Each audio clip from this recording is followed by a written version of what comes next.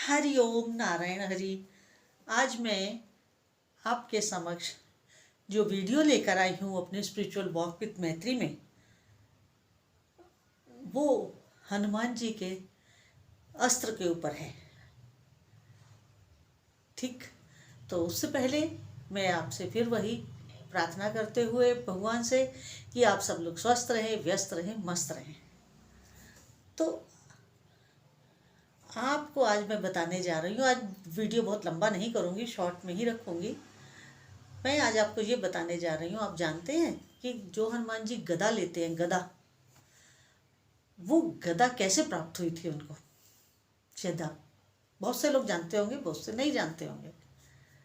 देखिए, जो गदा भगवान हनुमान जी के हाथ में रहती है, उस गदा में उनको ये वरदान मिला हुआ है कि वो युद्ध सदैव गदा से करें और गदा से युद्ध करते हुए वो कभी परास्त नहीं होंगे, कभी उनको डिफीट नहीं मिलेगी, वो सदैव विजयी रहेंगे। जानते हैं ये वरदान किससे प्राप्त हुआ था? ये वरदान और ये गदा दोनों चीजें हनुमान जी को कुबेर जी से मिली थी। कुबेर जी कौन?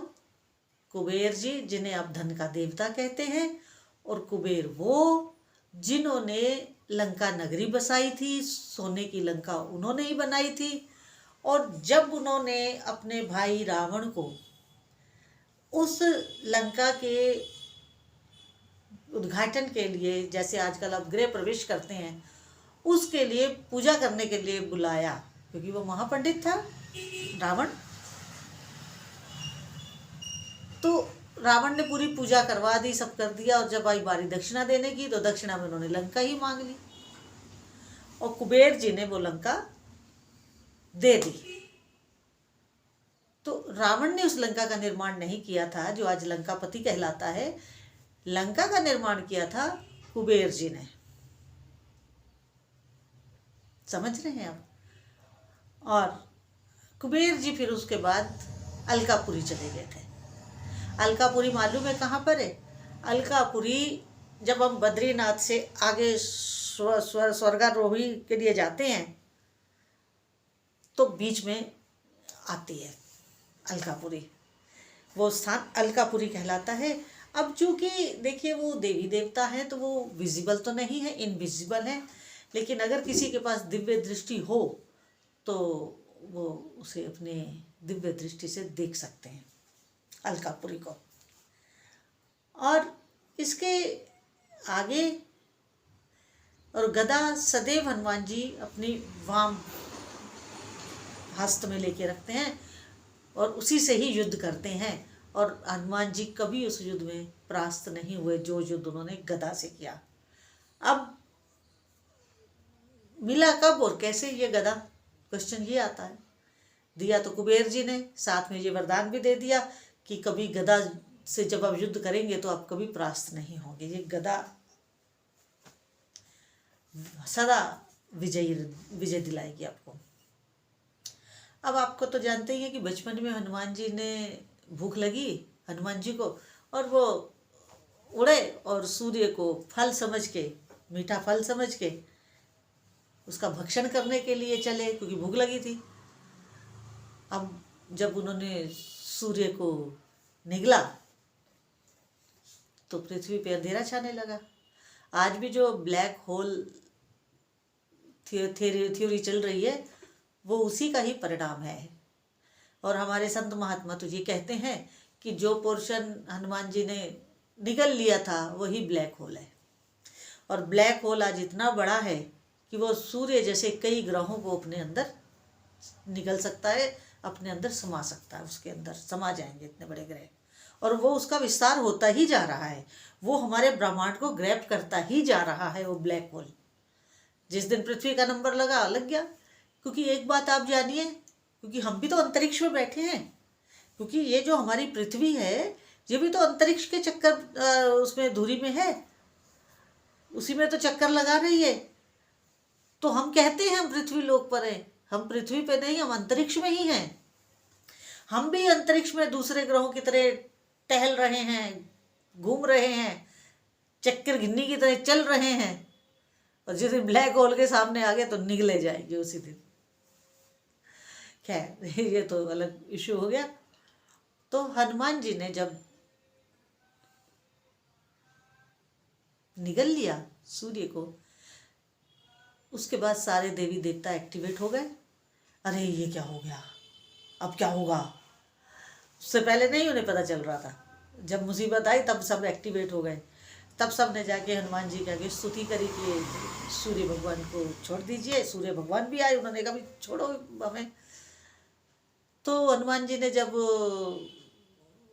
अपना खाने की क्रिया बंद करी तो सब देवी देवताओं ने प्रसन्न होकर के उन्हें सारी अपने अपने अस्त्र शस्त्र और अपनी शक्तियां उनको दी, हनुमान जी को उस समय। तो उसी में कुबेर जी भी थे, और कुबेर जी ने भी अपनी गदा जो हनुमान जी को उस समय प्रदान की, और साथ में ये वरदान भी दिया कि इस गदा का प्रयोग करते हुए आप कभी परास्त नहीं होंगे, आप सदैव विजयी रहेंगे, अपराजित रहेंगे। तो उस समय दिया। और इसके साथ बाकी देवताओं ने भी जो अपने अस्त्र दिए, शस्त्र दिए, उनको चलाने की शिक्षा दी, और साथ में ये वरदान दिया, क्योंकि जब देवी देवता अपना अस्त्र शस्त्र देंगे तो अपमानित थोड़ी होने देंगे अपने अस्त्रों को। खुद सोचिए आप, वो क्यों चाहेंगे कि उनका कोई शस्त्र विफल जाए? चाहेंगे नहीं ना। तो इसलिए जब हनुमान जी को उन्होंने अपने शस्त्र अस्त्र दिए, साथ में ये वरदान भी दिया कि ये शस्त्र कभी निष्फल नहीं जाएगा, क्योंकि हनुमान जी धर्म की रक्षा के लिए हैं। वो अधर्म में तो इनका इस्तेमाल करेंगे नहीं, वो हमेशा धर्म में ही इसका इस्तेमाल करते हैं, अपनी सारी पावर्स का, अपने सारे वरदानों का, अपने सारे अस्त्र शस्त्रों का। तो जब कोई लोक कल्याण के लिए इस्तेमाल करता है दैवीय शक्तियों को, तो दैवीय शक्तियाँ उसको इस्तेमाल करने वाले को कभी परास्त नहीं होने देती हैं। उन्हें अपना धन बल, जन बल, जो भी उन्होंने तप बल जो भी है, वो सब उसमें लगा देती हैं। अब आप एक वैसे भी, ये तो हनुमान जी हैं, आप एक साधारण व्यक्ति को देख लीजिए। अगर कोई व्यक्ति अपने आप में पैदा होने से लेकर के जब जितना उसका जीवन बीता है ईमानदार रहा है, मुसीबत तो बहुत आती है। क्या हनुमान जी के ऊपर कम मुसीबतें आई राम जी को लेकर के? क्योंकि वो राम भक्त थे। राम जी की हर प्रॉब्लम वो अपने ऊपर ले लेते थे और उस प्रॉब्लम को सॉल्व करने का जुट जाते थे उसमें। तो कोई भी देवी देवता अपनी शक्तियों को परास्त होते नहीं देख सकता है। आज मैंने गदा का बताया कि गदा में हनुमान जी को कभी, गदा युद्ध में कभी हनुमान जी परास्त नहीं हुए हैं और ना ही कभी होंगे। और उन्हें अमरता का वरदान ही इसीलिए मिला है लोक कल्याण के लिए, क्योंकि जब तक हनुमान जी इस धरा पर हैं, इस पृथ्वी का कल्याण तो नहीं हो सकता, डूबेगी निकलेगी। क्यों? क्योंकि हनुमान जी कब, कहाँ, किसके सामने, किस रूप में आते हैं कोई नहीं जानता है। उनके रूप को इंट्यूटिवली ही समझा जा सकता है, या तब समझा जा सकता है जब वो हमें दर्शन दे के चले गए हो, तो हम क्या ये क्या हुआ मेरे साथ, तब जाकर के समझ में आता है। तो अब मैं इसके बाद जो एक और वीडियो आपको देने वाली हूँ, वो हनुमान जी की उड़ने की जो स्पीड थी, कि हनुमान जी आकाश मार्ग में जो उड़ते थे उसकी स्पीड क्या थी, अगला वीडियो में यही देने वाली हूँ। तो अगर आपको आज का मेरा वीडियो अच्छा लगा हो तो अधिक से अधिक सब्सक्राइब करिए, लाइक करिए, शेयर करिए मेरे YouTube channel spiritual walk with मैत्री को, क्योंकि मेरी वाणी वहाँ तक जाएगी जहाँ तक आप चाहेंगे। और मुझे आप लोगों का सहयोग चाहिए, और धर्म के प्रति जो भ्रांतियाँ हैं उन्हें दूर किया जा सके। हरि ओम नारायण हरि।